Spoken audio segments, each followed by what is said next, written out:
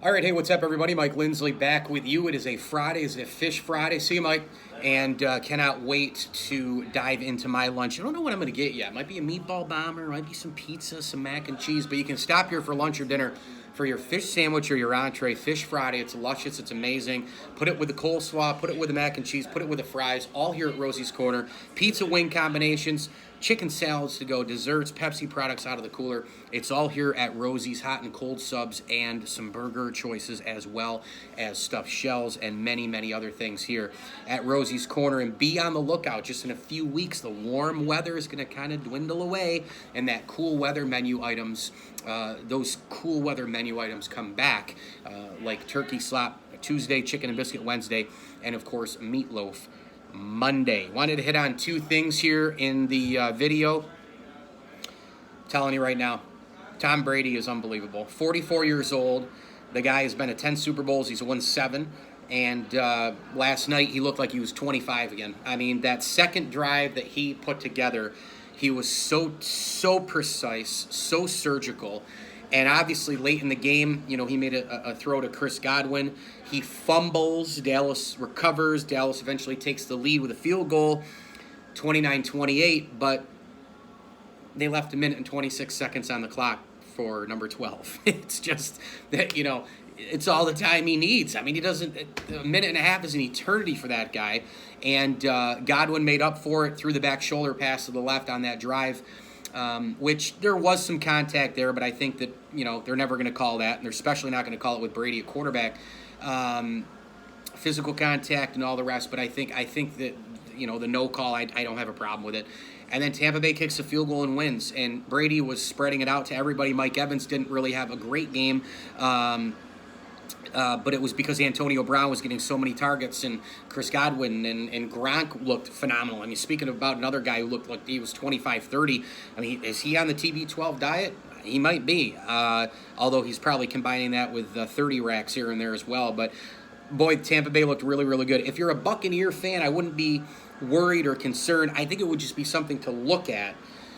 The defense looked shaky, and I think part of that, though, is because the Dallas Cowboy offense actually came out and they were slinging it around. If you remember, before this game, I had made a very, very strong point that I thought Dallas should keep the ball away from Brady, not necessarily just ground and pound and go back to 1940s football, but use Ezekiel Elliott and then use Prescott rolling out in short passing situations and the like. But they started to open it up. Cooper and Lamb and company catching passes both had a great game. I think that, Dallas, when they decided to kind of get into that world, who has the ball last in the NFL, right? I mean, that's kind of how it goes. Like, everybody who's a contender has a legit quarterback. So if you give Josh Allen the ball, you give Mahomes the ball, you give Brady, you give Rodgers Russell Wilson, these guys are going to hurt you, and they're going to win with the ball last. And that's exactly what happened again last night with Brady. I was impressed with Dak Prescott, though. We just didn't know, right? I mean, he had the ankle situation, then he has the shoulder situation. They go and talk to other medical people from other sports to try and figure out what it is. And he performed pretty well, 400-yard game, and I thought he threw the ball with tremendous accuracy. And, look, Zeke Elliott probably with 11 carries could have used, I think, maybe 15, 20 or even more to get it going there. But maybe, the offensive coordinator and Mike McCarthy and company didn't see wiggle room there, and could exploit Tampa's defense, which did have a lot of holes. I mean, that's a defense that should be real deal Holyfield. I think they'll fix some things, but you look at it, you get Shaquille Barrett, you've got Vita Vea, you've got Pierre Paul, you've got Levante David, you've got Devin White, you've got Antoine Winfield Jr. in the secondary and company. I mean, that's a legit ball hawking, physical, all over the place, great tackling, great fundamental defense. And they got kind of shredded last night. So that'll be an area for Tampa to correct. But the story is Tom Brady. I mean, he just is a marvel. I can't believe it. And you know what? Look, I get it. The NFL, the rules are in place to help the quarterback. Everything happens, without question to help quarterbacks. It benefits the offense. You can't hit anybody anymore. On and on it goes. But by the same token, with all those things that benefit the quarterback, how many people have personal nutrition, personal chef, personal all that sort of thing, right? The TB12 method, the Alex Guerrero stuff. Okay, all that helps you, but how many guys are doing it still like Tom Brady? at this level, at this age. Nobody. So, remarkable game, remarkable start to the season, remarkable performance by Tom Brady. All right, Bills-Steelers this Sunday. Pumped up for this game. I just cannot wait. Bills Mafia back in the stadium. It's going to be a madhouse. I know so many people going to this game. A bunch of my college buddies are going. My good pal Kyle, my cousin, is going, and his dad. They've been season ticket holders for about 30 years. It's just going to be an electric atmosphere. I think the Bills' offensive line, there's two key matchups. The Bills' offensive line against the Steelers' pass rush with the likes of Cam Hayward and T.J. Watt and company. The Bills got to hold their ground there and give Josh Allen some protection to hit Sanders, hit Beasley, hit Diggs, hit Davis, hit Dawson Knox. I would also look at the Steelers coming up and rushing a hard count on Allen. Watch Matt Breida. I think Matt Breida could be an X factor guy along with Singletary and Zach Moss, maybe to a certain extent, but Singletary especially, and Breida catching the ball out of the backfield, those little dump screens, those are going to be big as well. And, that Steeler offensive line isn't really that together, man. I mean, they've got some really young guys, banged up players. That's a vulnerable offensive line still for the Pittsburgh Steelers, and I think the Bills' D-line can actually get after them. I mean, I think Ed Oliver, who Leslie Frazier just recently pinned as a guy who's going to have a breakout season, I think he has a shot. I think there's a lot of people out there in Bills land. Greg Rousseau, who had a great camp. Star Lotulelei is back now with the team. Jerry Hughes, we'll see if he can get healthy for the long stretch here. But I think there's a lot of guys, and on the linebacker help and the rushes and the blitzes and all that. Matt Milano, Tremaine Edmonds, etc. Do they try to blitz extra linebackers because that O-line is very vulnerable? Big Ben Roethlisberger,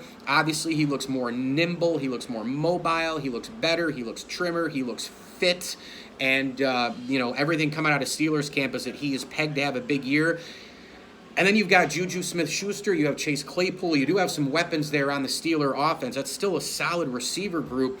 They're going to have to lean on Najee Harris, the star running back out of Alabama. I think they're going to try to get him involved early in the ground game and get back to kind of that Steeler ground and pound, the Le'Veon Bell and the James Conner and way back in the Jerome Bettis days.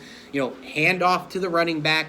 We got our workhorse now, and then work the play action off of that. Big Ben, play action. He's very, very good and quick and shifty in the pocket. He can throw on the run.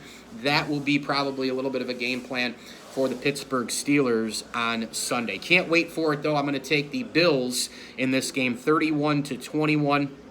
I can't imagine what this crowd is going to be like. It's twofold. One, we didn't have fans last year until the postseason in Western New York. And two, obviously the team's really good. So you've got some major things going on in Western New York, and I am so fired up to watch this game. I'm so fired up for the NFL weekend. Great games across the board. You got Ravens and the Raiders on Monday Night Football. Sunday Night Football's got the Rams and the Bears. You've got the Browns and the Chiefs going at it. You've got Sam Darnold and the Panthers against his former team and the New York Jets. It's going to be a fantastic weekend of football, and we're already off and running with that great game last night with the Bucs beating the Cowboys 31-29. I'm Mike Lindsley. 9 minutes with me here all over the major platforms on social media from Rosie's Corner. Get on down here. Pizza, pasta, hot and cold subs, and wings and more. You got it. Here at Rosie's Corner. And today is a Fish Friday. Mac and cheese, coleslaw, French fries are your sides. Get on down here to Rosie's Corner. Gift cards are available for every occasion. By the way, we're not that far away from the holidays here in a few months too. So grab a Rosie's gift card for any and all occasions. Thanks to Jody, Jason, and the gang for having me down. Rosie's Corner is a proud ML Sports Platter sponsor right in front of the Brewerton Bridge, Route 11 in Brewerton if you're in and around central New York. As I always tell you, enjoy the games.